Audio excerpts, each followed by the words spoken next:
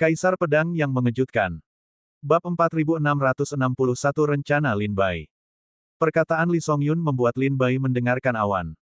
Apa maksudmu? Dulu aku bisa berpikir seperti itu. Benarkah yang dicari Istana Sihir Jeoyu bukanlah harta karun Sekte Bulan Jahat, melainkan harta karun yang didapatkan sendiri oleh Li Songyun?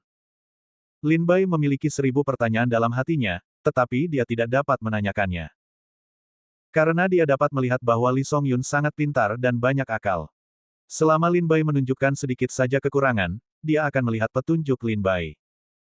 Saya khawatir tidak mudah bagi Li Songyun untuk memberitahu sendiri asal-muasal harta karun itu. Dan sekarang pria misterius yang pergi ke Hausan itu pasti akan segera kembali. Ketika pria misterius itu kembali, baik Lin Bai maupun Leng Xingguang akan terjebak. Pikiran Lin Bai berubah tajam, dan segera muncul dengan dua cara.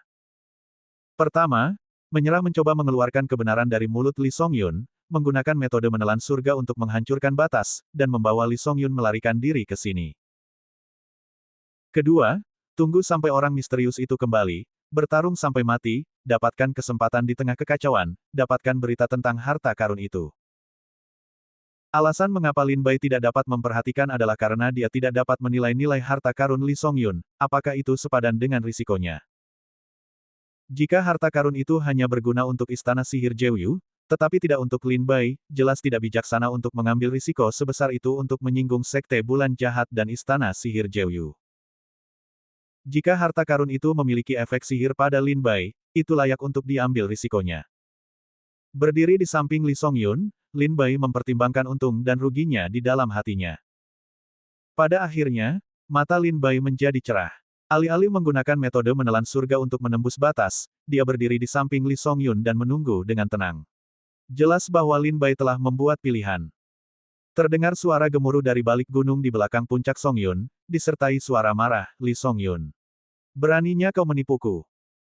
Pria misterius itu dengan cepat melewati gunung belakang dan mendatangi Li Songyun dan Lin Bai. Tubuhnya hitam dan compang camping, dan rambutnya berantakan. Jelas bahwa dia telah menderita kerugian besar di gunung belakang. Bahkan jika dia menggunakan formasi untuk menutupi wajahnya, Lin Bai masih merasakan bahwa di balik rambutnya yang acak-acakan, sepasang mata serigala, seperti pedang, hampir menelan Li Songyun hidup-hidup. Leng Xingguang menyingkirkan kedua pria berpakaian hitam yang terjerat dengannya dan kembali ke Lin Bai. Leng Xingguang menatap Lin Bai dengan mata yang tidak bisa dimengerti. Bibirnya terbuka, tetapi dia tidak mengatakan sepatah kata pun. Dia mengalihkan pandangannya dan menatap pria misterius itu. Matanya dingin dan menusuk. Leng Xingguang, orang-orang Tuntian. Aku sudah banyak mendengar tentangmu. Jelas bahwa pria misterius itu juga menemukan Leng Xingguang dan Lin Bai di sini. Awalnya, dia sedikit terkejut. Kemudian, dua pria berpakaian hitam itu mendatangi pria misterius itu, menunjukkan bahwa Leng Xingguang dan Lin Bai sudah berada di puncak Songyun. Ternyata kalian berdua sudah lama berada di Songyun Feng, layak menjadi orang-orang Tuntian. Bahkan kami tidak merasakan keberadaanmu. Pria misterius itu tersenyum dingin, Leng Xingguang, kamu memiliki bakat yang luar biasa. Aku, Istana Sihir Jeoyu, selalu memiliki hati yang penuh kasih. Jika kau bersedia tunduk pada Istana Sihir akan bangkit lagi di masa depan, dan akan ada tempat untukmu. Jelas, pria misterius itu tidak melihat bahwa Lin Bai juga mengandung buah menelan surga, jadi dia tidak menyebutkan Lin Bai. Ini adalah hal yang baik untuk Lin Bai. Seperti kata pepatah, lebih banyak lebih baik daripada lebih sedikit. Bagaimana naga sejati bisa mengabdikan dirinya pada sarang babi dan anjing? Cahaya bintang yang dingin tidak memberikan wajah yang baik, mendengus dingin, mencibir. Haha, pria misterius itu tertawa dingin, sepertinya setelah hari ini, akan ada satu jenius yang berkurang dan satu klan Tuntian yang berkurang. Leng Xingguang menantang, apakah kau memikirkannya? Apakah kau pikir kau akan menjadi lawanku? Tawa pria misterius itu mengeras. Jika Leng Xingguang mulai menelan buah surga, dia benar-benar bukan lawan Leng Xingguang. Tapi sekarang anak panah itu sudah di depan mata, dan dia tidak bisa menahan langkah mundur, jika itu lawanmu, kamu harus mencoba lagi. Aku akan berurusan dengan Leng Xingguang. Kalian berdua pergi dan tangkap Li Songyun. Tidak peduli metode apa yang kau gunakan, biarkan dia menyerahkan harta karun itu. Setelah itu, pria misterius itu melesat dan bergemuruh ke arah Leng Xingguang. Harus dikatakan bahwa kultivasi pria misterius ini tidak dapat diprediksi dan kejam. Pada saat itu, dia bergerak untuk membunuh Leng Xingguang. Leng Xingguang dikalahkan, dan dia ditekan dalam waktu singkat. Leng Xingguang ditekan oleh pria misterius itu, dan dua lainnya bergegas ke Lin Bai dan Li Songyun. Meskipun dua pria berpakaian hitam itu tidak sehebat pria misterius itu dalam kultivasi, mereka juga berada di puncak alam Tao. Jika Li Songyun tidak terluka parah, dia tidak akan menganggap mereka serius. Tapi sekarang Li Songyun terluka parah. Dia tidak punya cara selain satu. Jangankan menghadapi pengepungan dua orang, bahkan jika dia satu orang, dia juga sangat sulit. Lin Bai hanya memiliki 7 tingkat kultivasi, dan di mata Li Songyun, dia bukan lawan dari keduanya. Li Songyun menghela nafas dalam hatinya. Tampaknya dia benar-benar dikutuk hari ini. Silakan, aku akan menghentikan mereka. Lin Bai mengambil inisiatif untuk muncul di depan Li Songyun dan melindunginya di belakangnya.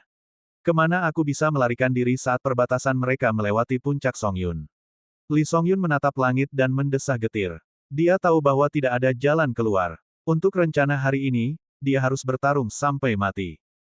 Diam-diam aku berdoa agar leluhur Sekte Bulan Jahat menemukan petunjuk Song Yun Feng dan berani datang sesegera mungkin untuk melindungi hidupnya. Kedua pria berpakaian hitam itu bertarung dengan Lin Bai dan Li Songyun. Kultivasi Dewa Tao tingkat 7 milik Lin Bai segera menunjukkan tanda-tanda kegagalan, dan dia dikalahkan oleh salah satu pria berpakaian hitam. Li Songyun terluka parah, dan sekarang setiap bagian dari kekuatan spiritualnya terasa lebih sulit. Darah dari luka di tubuhnya menyembur keluar seperti pilar.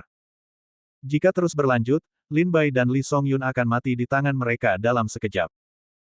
Leng Xingguang, adik seperguruanmu, tampaknya tidak dapat bertahan. Orang misterius itu memilih untuk berkata kepada cahaya bintang dingin, ingin menggunakan Lin Bai untuk memisahkan pikiran cahaya bintang dingin. Seperti yang diharapkan, Leng Xingguang menenangkan pikirannya dan pergi untuk memperhatikan pertempuran antara Lin Bai dan Li Songyun. Dia melihat bahwa Lin Bai telah dikalahkan dan tidak memiliki perlawanan. Dia bahkan menderita banyak luka di tubuhnya. Wajahnya sepucat kertas. Dia hampir mati di tempat. Apa yang kamu lakukan? Orang lain tidak tahu kemampuan Lin Bai, tetapi sebagai anggota klan Tuntian, Leng Xingguang tidak percaya Lin Bai begitu rentan. Bahkan jika dia bukan lawan dari dua pria berpakaian hitam, setidaknya dia ingin pergi, dua pria berpakaian hitam tidak dapat menghentikannya. Tetapi Lin Bai tidak pergi, dia masih menggertakkan giginya. Ini membuat Leng Xingguang sedikit bingung. Ah! Sambil berteriak, Li Songyun ditikam di jantung oleh pria berpakaian hitam itu. Ia terlempar terbalik dan mendarat di hutan. Lin Bai mengerahkan kekuatannya dalam kegelapan dan mengguncang pria berpakaian hitam di depannya. Dengan sekejap tubuhnya, ia muncul di samping Li Songyun. Saat ini, Li Songyun sedang sekarat. Tuan, apakah Anda baik-baik saja? Lin Bai bertanya dengan cemas. Tatapan mata Li Songyun yang lemah tertuju pada Lin Bai, dan semburan keengganan muncul di wajahnya. Akhirnya, ia menggertakkan giginya dan berkata kepada Lin Bai, aku tahu apa yang ingin kau lakukan. Alasan mengapa kau tidak pergi adalah karena kau menginginkan harta karun itu, bukan? Aku bisa memberitahumu. Tetapi kau harus berjanji padaku bahwa kau harus berbagi berita dengan Sekte Bulan Jahat.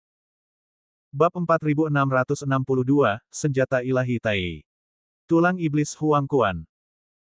Melihat bahwa tipu daya di hatinya telah ditusuk oleh Li Songyun, Lin Bai juga menyingkirkan kekhawatiran palsu di wajahnya dan berkata dengan tenang, ya. Li Songyun mencengkeram kerah Lin Bai dan meraung, kau bersumpah. Lin Bai bersumpah besar bahwa dia akan berbagi berita dari Li Songyun dengan Sekte Bulan Jahat. Li Songyun merasa lega. Dia mengangkat jarinya dan menunjuk ke alis Lin Bai. Ketika jarinya menyentuh alis Lin Bai, sebuah memori panjang muncul di benak Lin Bai.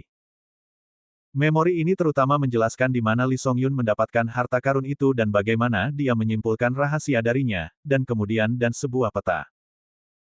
Gunung dan sungai di peta ini sangat aneh bagi Lin Bai, dan dia belum pernah melihatnya. Di peta, ada sebuah tempat, di rawa. Tapi di mana tempat ini masih belum diketahui oleh Lin Bai. Apa ini? Memanfaatkan napas Li Songyun, Lin Bai bertanya dengan tergesa-gesa. Li Songyun menjelaskan, ketika gerbang istana sihir Jeoyu dihancurkan, sebagian besar ahli di sekte itu dibunuh oleh Qi Tianzong dan negara bagian Chu. Namun, beberapa orang kuat melihat bahwa kekalahan sekte telah diputuskan, jadi mereka diam-diam mengambil sejumlah besar harta dari sekte dan menyembunyikannya di suatu tempat di wilayah timur, menunggu untuk kembali di masa depan. Namun, sebagian besar orang di Istana Iblis Jeoyu, yang sifatnya kejam dan mengambil harta, membelot kemudian.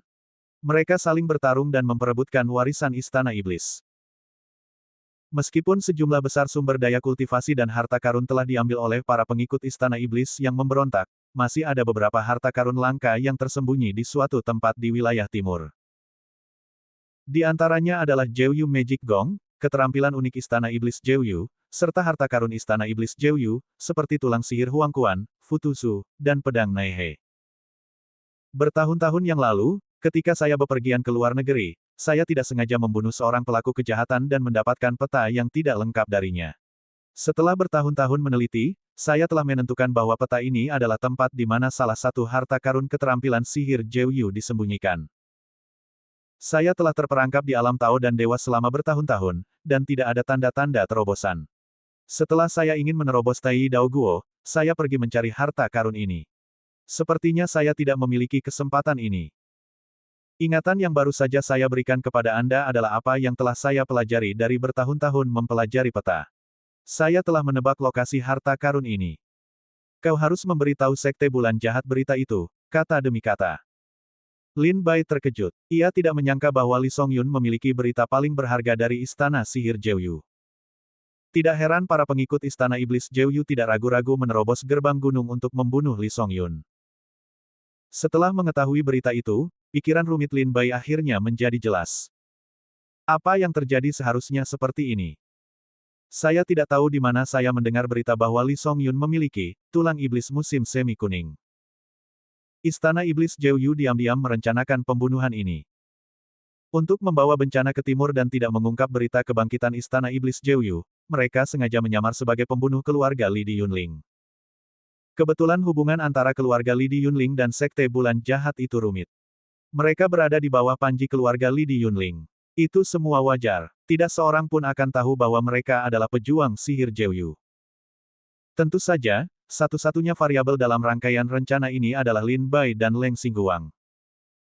Diperkirakan bahwa orang misterius dengan keterampilan sihir Jeoyu tidak menyangka bahwa Lin Bai dan Leng Xingguang akan menerobos perbatasan dan menghancurkan semua hal baik mereka. Dari kata-kata Li Songyun, Lin Bai perlahan menganalisis sisa rasa, menarik kesimpulan. Yaitu Sekte Bulan Jahat tidak tahu bahwa Li Songyun telah mengetahui berita tentang tulang jahat musim semi kuning. Setelah Li Songyun mendapatkan peta dari perjalanannya, dia diam-diam mempelajarinya demi pengasingan dan ingin mendapatkan harta karun itu sendiri. Harta karun macam apa tulang dunia bawah? Lin Bai bertanya dengan cemberut. Haha, senjata ajaib Tai yang lengkap. Senyum Li Songyun pahit dan lemah, dengan penyesalan dan kemarahan. Jika dia bisa mendapatkan senjata ajaib Tai ini, dia pasti akan membuat kekuatannya terbang melintasi alam yang besar. Senjata ajaib Tai yang lengkap. Lin Bai terkejut. Ketika Lin Bai berada di Yuezhou, 13 negara bagian abadi, dia melihat senjata ajaib Tai yang tidak lengkap dari tangan Sun Yao, dan kekuatan itu memaksa ketiga tetua untuk mundur.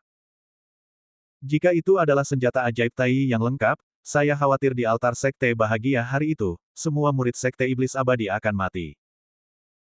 Senjata sihir Tai yang lengkap, bahkan di seluruh wilayah timur Kerajaan Iblis, juga merupakan harta karun semua sekte besar, dan tidak akan mudah terungkap.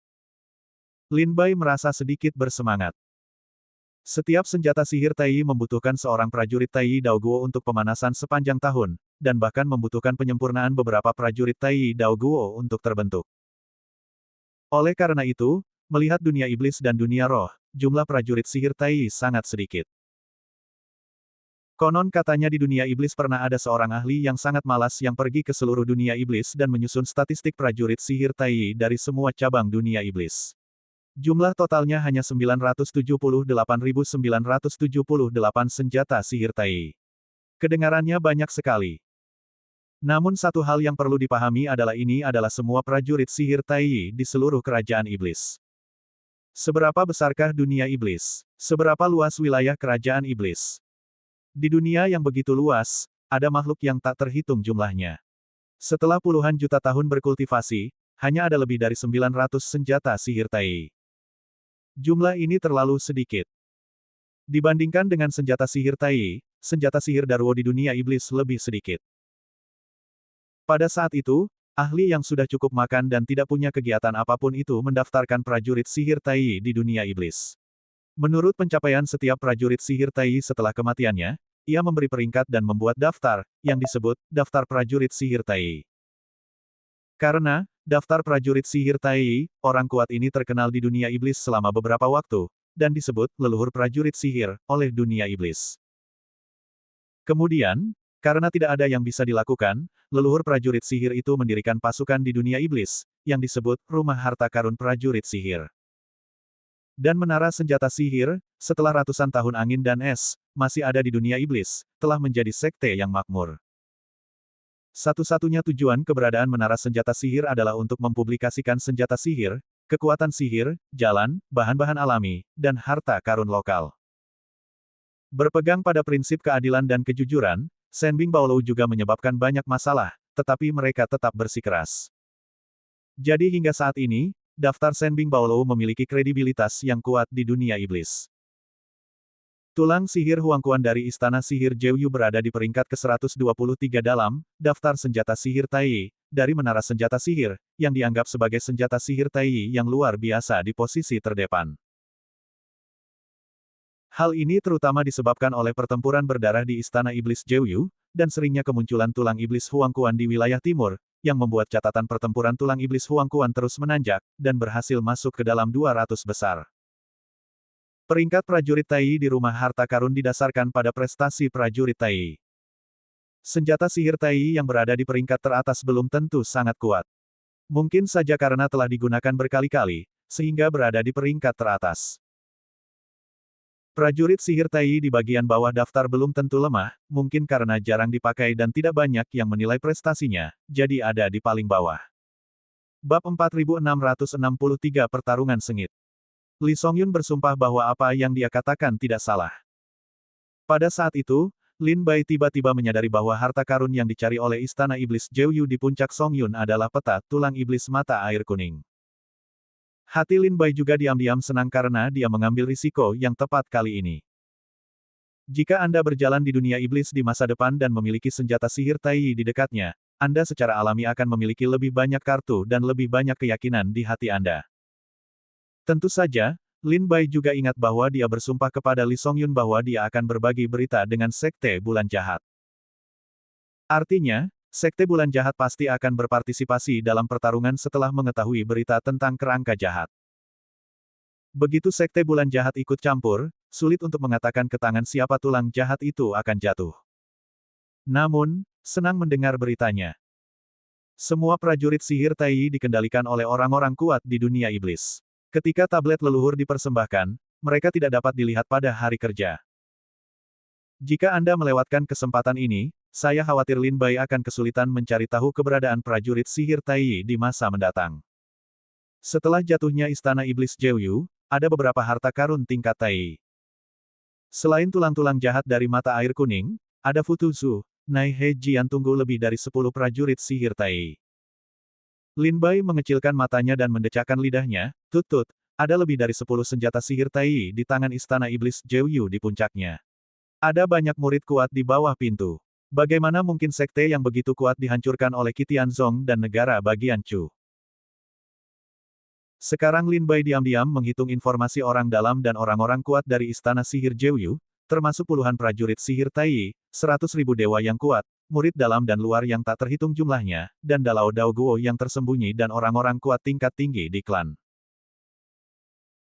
Dengan klan yang begitu kuat dan fondasi yang begitu dalam, tidak mengherankan bahwa butuh 30.000 tahun untuk menghancurkan gerbang gunung, pertempuran berdarah selama 3 tahun, dan kehancuran total Istana Sihir Jeoyu. Meski begitu, Istana Jeoyu belum sepenuhnya hancur. Banyak kejahatan Istana Jeoyu yang tersisa di wilayah timur dunia iblis, mencoba untuk memulihkan harta yang ditinggalkan oleh klan sebelumnya, berharap untuk kembali. Ada ratapan dari mulut Li Songyun. Dia telah terluka parah, dan dia sedang sekarat. Pukulan pria berpakaian hitam tadi telah menembus hatinya. Sekarang dia tidak jauh dari kematian.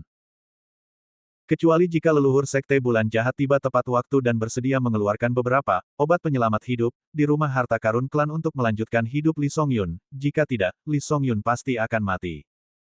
Sayangnya, aku tidak berdamai. Aku tidak berdamai. Aku tidak rela. Surga tidak adil, surga tidak adil. Lee Songyun menghabiskan sisa-sisa hidupnya, menatap awan di luar batas puncak Songyun dan meraung, membenci ketidakadilan langit dan bumi.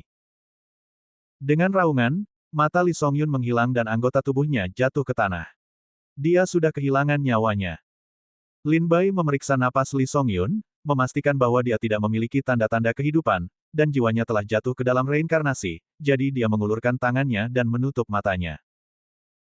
Kedua pria berpakaian hitam itu datang dan menyadari bahwa Lee Songyun tidak memiliki napas kehidupan, jadi mereka tiba-tiba merasa tidak enak. Lee Songyun sudah mati. Apa yang harus kita lakukan? Jangan khawatir. Aku melihat Lee Songyun menyuntikkan ingatannya ke dalam pikiran anak laki-laki itu tepat sebelum dia meninggal. Lee Songyun pasti telah memberitahu anak laki-laki itu berita tentang kerangka jahat dari mata air kuning. Menangkap anak itu sama saja dengan menangkap Lee Songyun. Kedua pria berpakaian hitam itu saling bertukar informasi. Mereka menatap Lin Bai dengan dingin dan berkata, "Anak, apa yang dikatakan Lee Songyun kepadamu sebelum dia meninggal?" Lin Bai hanya memejamkan mata Lee Songyun, berdiri dari tanah, menatap dingin ke arah dua orang di depannya, dan berkata sambil tersenyum, dia bilang biar ku beritahu, dia akan pergi dulu dan menunggumu di mata air kuning. Omong kosong. Kedua pria berpakaian hitam itu berkata dengan dingin, apakah dia sudah memberitahu kalian keberadaan harta karun itu? Lin Bai berkata dengan suara dingin, apa yang kalian lakukan dengan begitu banyak omong kosong? Bahkan jika aku mengatakannya, dia tidak memberitahuku. Apakah kalian percaya? Mereka saling memandang dengan tatapan muram di mata mereka. Itu benar. Tidak peduli apakah dia memberitahuku atau tidak, kalian berdua telah memutuskan bahwa dia memberitahuku. Kalau begitu, mengapa bicara omong kosong? Ayo kita lakukan. Lin Bai mengeluarkan pedang iblis dari tas penyimpanan dan menatap mereka dengan dingin. Mereka kembali sadar dan menyeringai, apakah kalian ingin bertarung dengan kami? Apakah kalian lupa bagaimana kami mengalahkan semua tempat tadi? Alasan kami meminta kalian adalah untuk memberi kalian kesempatan untuk bunuh diri tanpa menderita. Jika jatuh ke tangan kami, aku akan memastikan kalian tidak akan bisa bertahan hidup atau mati. Lin Bayang mengangkat pedang iblis dan membelainya dengan lembut. Pedang iblis itu sedikit bergetar, dan cahaya bulan menyinari pedang itu, yang dingin dan menusuk. Baru saja, sekarang. Pedang iblis Lin Bayang, kekuatan pedang itu menyebar, wajah kedua pria berpakaian hitam itu tiba-tiba berubah, dan mereka merasakan ketakutan yang mendalam dari kekuatan pedang Lin Bai. Dalam kekuatan pedang ini, seolah-olah langit dan bumi telah diinjak-injak di kaki. Jantung pedang. Teriakan itu terdengar dari lubuk hati mereka. Di kejauhan, lelaki misterius itu terjerat dengan cahaya bintang yang dingin, pupil matanya yang tua juga menunjukkan warna keterkejutan, jalan kendo tertinggi. Jantung pedang. Dan dia telah mencapai jantung pedang kedua. Leng Xingguang menoleh ke samping dan berkata sambil tersenyum, apakah kamu serius? Di bawah sinar bulan, di hutan pegunungan yang gelap, Lin Bai memancarkan semburan fluoresensi, seperti peri pedang yang jatuh ke dunia. Wajah kedua pria berpakaian hitam itu berubah dengan cepat. Mereka saling memandang dan bergegas ke Lin Bai. Segel Kaisar Hantu. Pedang pemecah sungai 9 hantu. Di antara keduanya, salah satu dari mereka menggunakan teknik tinjunya, dan roh hantu memenuhi seluruh tubuhnya. Salah satu dari mereka meledak dan mengguncang dunia. Pria lainnya menghunus pedang hitam, dan kekuatan senjata sihir kelas atas menyebar. Sebuah pisau memotong, ujung pisau mendorong 100 li secara horizontal, dan gunung serta sungai muncul di depan Lin Bai. Kedua orang ini adalah yang terbaik di istana sihir Jeoyu, dan kekuatan mereka tidak dapat ditandingi, diremehkan. Penguasa surga, Lin Bai minum dengan ringan, tas penyimpanannya retak, dan sebilah pedang besar jatuh di tangan kirinya. Penguasa langit itu diayunkan dengan kuat, dan kekuatan yang tak tertandingi menghantam seperti gunung dan lautan. Ketika bertabrakan dengan pedang pemecah sungai 9 hantu, terdengar suara gemuruh. Lapangan pedang Fangchun. Dalam sekejap, Sosok Lin Bai menghilang di bawah, segel kaisar hantu, dan tiba-tiba muncul di belakang salah satu pria berpakaian hitam. Di belakangmu, yang lain berteriak sekaligus. Pria itu tiba-tiba berbalik dan melihat Lin Bai mengangkat penguasa yang berat di belakangnya, dan memukulnya dengan marah. Penguasa itu sekuat gunung Tai dan memukul kepalanya. Untungnya, dia diingatkan oleh teman-temannya tepat waktu bahwa kecepatan reaksi alam Tao dan Dewa sangat cepat. Dia dengan cepat mengumpulkan pertahanannya dan memblokir sebagian besar kekuatan penguasa. Tetapi dia juga terkena pedang ini dan jatuh ke tanah. Anak ini, betapa tiba-tiba begitu ganas. Pria lain terkejut melihat temannya dihancurkan ke tanah dengan pedang. Mereka semua adalah yang tertinggi prestasi di ranah Dewa Tao. Lin Bai adalah satu-satunya Dewa Tao tingkat 7. Menurut kebenaran, bukankah sangat menyedihkan bahwa puncak ranah Dewa Dao berhadapan dengan Dewa Dao tingkat 7? Mengapa situasinya tiba-tiba berubah? Bab 4664, Akhir Dunia dalam Sekejap. Pria berpakaian hitam yang terjebak di dalam tanah itu dengan cepat menggali batu dan tanah, lalu bergegas keluar dari tanah dan jatuh menimpa rekannya. Ketika dia melihat Lin Bai lagi, tidak ada rasa jijik di matanya. Sebaliknya, dia menunjukkan rasa takut yang kuat. Ada yang aneh dengan pria ini. Bagaimana dia bisa mencapai kultivasi alam Tao Qipin? Epi di tangannya hanyalah kekuatan senjata sihir kelas menengah, tetapi pedang itu baru saja jatuh padaku, aku benar-benar merasa seperti gunung runtuh. Mereka dengan cepat saling bertukar informasi yang berguna, meningkatkan semangat 12 poin, dan berkonsentrasi untuk menghadapi Lin Bai. Pria misterius yang bertarung dengan Leng Xingguang di kejauhan tidak dapat menahan diri untuk tidak meraung saat ini, hati-hati. Dia memiliki hati pedang, setiap gerakan dan setiap gerakan adalah yang terbaik dari Kendo, yang tidak dapat dibandingkan dengan perbaikan pedang biasa. Jika kamu sedikit ceroboh, kamu kemungkinan besar akan mati di tangannya. Leng Xingguang baru saja melihat pedang Lin Bai. Dia terkejut dan berkata, pedang itu. Bagaimana dia melakukannya? Mengapa dia tiba-tiba muncul di belakangnya? Bagaimana bisa begitu kuat? Benar saja, aku bukan satu-satunya monster di dunia. Leng Xingguang kembali sadar. Ketika pria misterius itu terpisah, telapak tangan dengan kekuatan es dan salju tercetak di dadanya, yang membuat pria misterius itu memuntahkan darah dan terbang terbalik. Tidak baik untuk terganggu saat menghadapi musuh. Satu pukulan, Leng Xingguang berkata sambil tersenyum. Anak bodoh, apa yang bisa kamu lakukan dengan satu gerakan? Meskipun dia batuk beberapa teguk darah, pria misterius itu masih tidak takut. Menyeka darah di sudut mulutnya, tersenyum tipis, dengan tenang berjalan keluar dari hutan. Jika keadaan berubah, aku tidak akan mengganggumu lagi.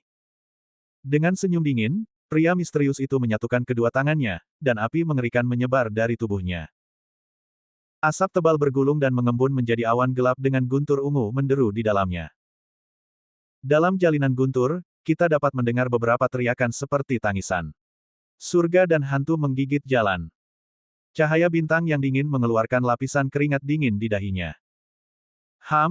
Aku tidak menyangka bahwa selama bertahun-tahun, masih ada orang yang tahu bahwa keterampilan unikku dari Istana Sihir Jeuyu adalah surga dan hantu menggigit jalan. Karena kamu mengenalnya, kamu harus tahu betapa mulianya mati dengan gerakan ini. Pergilah ke neraka. Kedua telapak tangan pria misterius itu ditumbuk, dan guntur ungu di awan jatuh. Diiringi guntur ungu, ada hantu, menghancurkan hutan, seluruh gunung Dewa Bulan bergemuruh dan bergetar. Guntur ungu yang dahsyat itu cukup untuk menghancurkan langit dan bumi. Seharusnya guntur itu langsung membunuh cahaya bintang yang dingin itu. Namun, pada saat ini, kekuatan penghancur langit dan bumi itu jatuh di atas bintang yang dingin itu, tiba-tiba angkasa mulai berputar, dan guntur yang jatuh itu tampaknya ditelan oleh kekuatan yang tidak diketahui. Setelah munculnya kekuatan ini, angkasa di sekitarnya langsung terdistorsi dan bergoyang, dan semua gunung serta pepohonan hancur dan tertelan ke dalamnya. Bayangan virtual kepompong ulat sutra perlahan-lahan mengembun di atas kepala botak bintang yang dingin itu. Di bagian belakang kepompong ulat sutra itu, ada sepasang sayap berwarna-warni yang terentang dan sedikit bergetar. Jelas, kepompong ulat sutra ini belum benar-benar mencapai momen, memecahkan kepompong menjadi kupu-kupu. Hanya sepasang sayap yang terentang di dalam kepompong ulat sutra itu, dan tubuh kupu-kupu itu tidak terekspos. Sepasang sayap itu sedikit bergoyang, di antara setiap getaran, kekuatan fagositosisnya akan meningkat. Gunung, pohon, sungai, bumi, langit, matahari, dan bulan. Pada saat ini, tampaknya mereka akan dihancurkan dan ditelan. Dewa Guntur yang baru saja jatuh juga menghilang tanpa jejak. Klan Tuntian. Mata pria misterius itu berubah drastis dan mundur. Dia menggunakan kekuatan kultivasinya untuk melindungi tubuhnya dan mencoba yang terbaik untuk melawan kekuatan fagositik. Ah, aku terpaksa menelan buah surga lagi. Itu ceroboh. Leng Xingguang mengangkat kepalanya dan menatap pria misterius itu dengan dingin, sepertinya kamu memiliki posisi yang hebat di istana sihir Jeoyu. Kamu bahkan dapat mempelajari keterampilan unik, surga dan hantu menggigit jalan. Ini adalah rahasia yang hanya dapat dipelajari oleh para murid istana sihir Jeoyu sebelumnya. Tapi sayangnya, betapapun kuatnya, lawanmu adalah klan Tuntian. Betapapun kuatnya, di depan klan Tuntian, dia hanyalah ayam kampung dan anjing kampung. Kamu bisa mati di tangan klan Tuntian. Itulah kemuliaanmu. Wajah Leng Xingguang tegas dan tegas. Dia menjepit formula itu dengan kedua tangannya dan meraung, telan jalan surga. Akhir dunia. Di balik cahaya bintang yang dingin, tampaknya tumbuh sepasang sayap yang tak terlihat, bentuk tubuhnya berkedip, menghilang di situ. Pria misterius itu terkejut dan merasakan hawa dingin yang menyesakkan mendekatinya. Tepat saat dia mencoba yang terbaik untuk membela diri, tiba-tiba cahaya putih di depannya melintas di tenggorokannya. Rasa dingin muncul di benaknya. Pria misterius itu menundukkan kepalanya sedikit untuk melihat lukanya, tetapi saat dia menundukkan kepalanya jatuh dari lehernya. Kepalanya menyentuh tanah, berguling beberapa kali, dia juga melihat tubuhnya yang tanpa kepala, masih berdiri tegak di tempatnya. Sampai roh itu menghilang saat itu, kepala, mata, dan tubuhnya jatuh begitu saja ke tanah. Pembunuhan kedua. Pria misterius yang sedang berayun penuh dengan Leng Xingguang dibunuh oleh Leng Xingguang pada saat berikutnya. Setelah gerakan untuk membunuh pria misterius itu, kekuatan fagosit Leng Xingguang mulai menghilang, dan akhirnya menjadi tidak terlihat. Di sisi lain, kedua pria berpakaian hitam menyusun strategi untuk menghadapi Lin Bai, dan kemudian mereka melakukannya lagi. Kedua orang ini bekerja sama dengan pemahaman yang sangat diam-diam, bertarung bersama dengan Lin Bai, secara tak terduga menekan Lin Bai dalam waktu singkat. Mata Sura. Lin Bai memegang pedang iblis dan penggaris, dan mata Sura tiba-tiba terbuka. Sihir mata Sura mendesak salah satu dari mereka untuk melihat mata Lin Bai. Pada saat itu, dia ditangkap oleh sihir dan kehilangan akal sehatnya. Tindakan dan serangannya melambat sedikit, tetapi segera dia melepaskan diri dari ilusi. Tetapi sesaat kemudian, Lin Bai menemukan kekurangan dalam dirinya. Setelah pedang Tianqi mengguncang pria berpakaian hitam di sebelah kirinya, Lin Bai itu tidak kembali untuk membunuh prajurit yang ditangkap oleh mata Sura. Pedang iblis yang dingin dan tanpa ampun memotong tenggorokannya. Bahkan pada saat-saat terakhir, pria berpakaian hitam yang ditangkap itu melepaskan diri dari alam mimpi, tetapi pedang Lin Bai telah jatuh di tenggorokannya. Saya melihat sentuhan cahaya darah memercik pada cahaya darah, kepalanya terbang ke atas, dan tubuhnya dipelintir menjadi beberapa bagian oleh pedang Qi. Sialan, melihat rekannya terbunuh, pria berpakaian hitam lainnya hanya memarahi dengan suara rendah, jadi dia menggunakan seluruh kultivasi tubuhnya untuk membunuh Lin Bai, berusaha membunuh Lin Bai saat ini juga. Dia pikir dia bisa menggunakan rekannya untuk menarik perhatian Lin Bai dan berhasil menyerang. Tetapi pada saat dia membunuh Lin Bai, 3 pedang terbang keluar dari punggung Lin Bai dan berkumpul menjadi susunan pedang untuk memblokir serangannya. Pada saat yang sama, Lin Bai telah membunuh rekannya. Dia bisa kembali untuk menghadapinya. Didorong mundur oleh 3 pedang terbang, pria berpakaian hitam itu meraung di dalam hatinya. Lin Bai berbalik, 3 pedang terbang di sisinya, tangan kiri membawa penggaris, tangan kanan memegang pedang iblis, berkata dengan senyum dingin, apakah kamu menghancurkan dirimu sendiri? Atau haruskah aku membantumu? Bab 4665, Keterampilan, Kekuatan Magis, dan Taoisme. Alam Tao dan Dewa adalah tingkat 1-9, lalu puncak. Sejak Lin Bai datang ke dunia iblis, dia jarang menggunakan semua kemampuannya untuk bertarung dengan orang lain. Bahkan Lin Bai sendiri terkadang bertanya-tanya seberapa tinggi kekuatannya. Dan dalam pertempuran malam ini, Lin Bai menghadapi 2 prajurit di puncak alam Tao, satu melawan yang lain, tetapi dia tidak tertinggal, dan untungnya membunuh satu. Meski begitu, Lin Bai menunjukkan semua kemampuannya. Pedang iblis, penggaris pengukur, 3 pedang terbang, dan jantung pedang semuanya bersama-sama, tanpa privasi. Hanya Tuntian Daoguo dan Perdana Menteri tertinggi yang tersisa. Namun sebenarnya, kultivasi keadaan tertinggi Tao dan Dewa dapat dibagi menjadi 3, 6, dan 9 tingkat. Misalnya, dua pria berbaju hitam dan yang misterius sama-sama berada di puncak alam Tao, tetapi kekuatan yang misterius itu benar-benar lebih tinggi daripada dua pria berbaju hitam. Kalau tidak, pria misterius itu tidak akan memaksa Leng Xingguang untuk bertarung dengan salah satu dari mereka. Setelah menerobos kultivasi ke puncak alam Tao dan Dewa, kita tidak dapat menilai kekuatan seorang pendekar hanya berdasarkan alam kultivasinya. Lebih penting untuk memperkirakan kekuatan seorang pendekar dari aspek sarana, keterampilan, kekuatan supernatural, daofa, senjata ajaib, prajurit daoshen, dan sebagainya. Karena pendekar di alam Tao dan Dewa dapat hidup setidaknya selama ribuan tahun. Dalam tahun-tahun yang panjang ini, pendekar yang baru saja memasuki puncak alam Tao dan Dewa bukanlah tandingan bagi monster tua yang telah terbenam di puncak alam Tao dan Dewa selama ribuan tahun. Seperti monster tua yang telah terbenam di alam Tao selama ribuan tahun, sarana mereka lebih baik daripada orang biasa.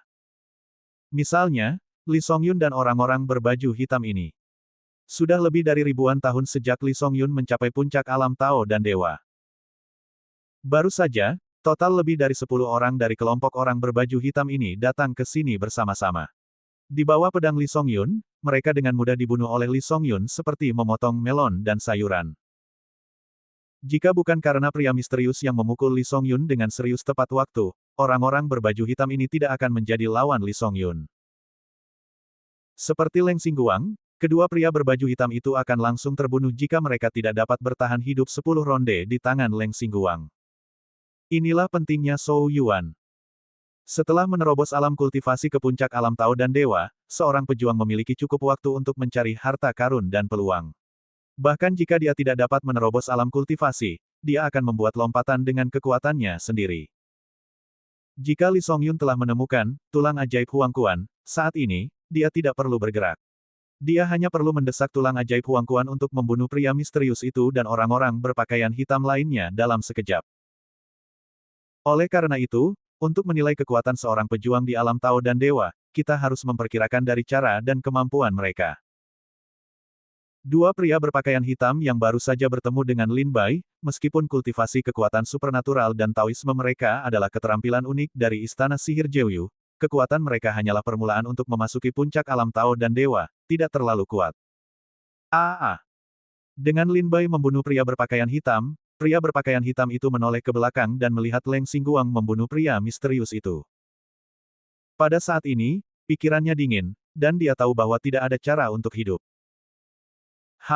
Meskipun aku akan mati hari ini, kalian berdua tidak ingin hidup lebih lama lagi.